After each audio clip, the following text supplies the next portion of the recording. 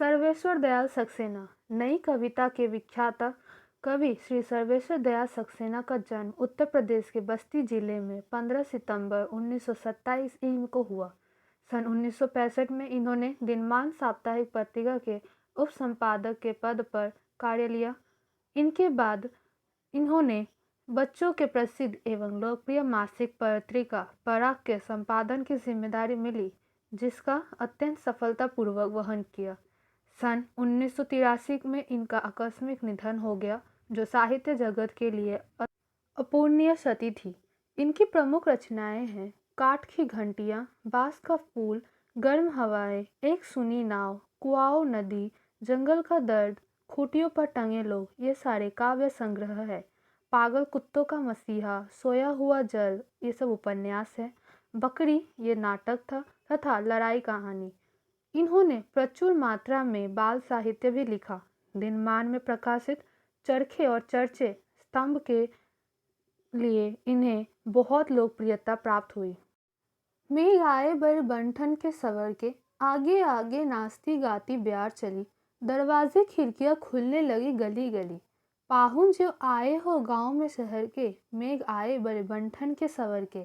प्रस्तुत पंक्तियों में कवि कहते हैं, ग्रीष्म ऋतु की भीषण गर्मी के पश्चात जब आकाश में बादल छाने लगे तो कवि को ऐसा प्रतीत हुआ जैसे हवा नाचती गाती चली आ रही है।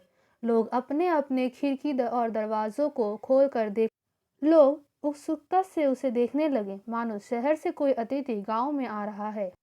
पेड़ झुक झांकने लगे गर्दन उचकाए, आंधी चली धूल भागी घाघरा उठाए, बाकी चितवन उठा नदी ठिठंकी, घूंघट सरकाए, मेघ आए बड़े बंठन के सवर के। प्रस्तुत पंक्तियों में कवि कहते हैं कि गर्मी के कारण जो वृक्ष मुरझा गए थे, झुक गए थे, वे भी मानो गर्दन उठा उठा कर देख रहे हैं। गर्मी में जो धूल भरी आंधी चली थी वह अब शांत हो गई है, मानो घाघरा उठाकर भाग गई है। नदियां भी अपना घूंघट सरकाए तिरछी नजर से देख रही है। बूढ़े पीपल ने आगे बढ़कर जुहार की, बरस बाद सूंधी लिन्ही, बोली अकुलाई लता ओढ़ को किवार की। हरसाया ताल लाया पानी परात भर के, मेघ आए बड़े बंठन के सवर के। इन पंक्तियों में कवि कहते हैं, पीपल का जो पेड़ बूढ़ा हो गया है वो भी अपनी डालियों को हिलाकर मेघ का स्वागत कर रहा है। तीव्र गर्मी के व्याकुल लोग कह रहे हैं कि तुमने पूरे वर्ष के बाद हमारी खबर ली। छोटी छोटी लताएं भी बेचैनी से किवारों की ओर से मानो बादलों को देख रही है।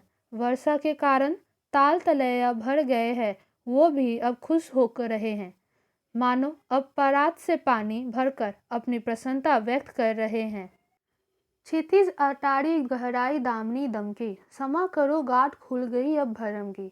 बांध टूटा झरझर मिलन के अश्रु ठरके, मेघ आए बड़े बंठन के सवर के।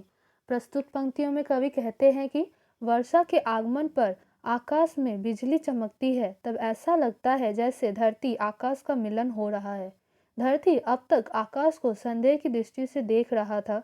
वर्षा होने के बाद उसका भ्रम टूट गया और वह आकाश से मानो मिलकर क्षमा मांग रही है। उसकी आंखों से झरझर आंसू छलक रहे हैं।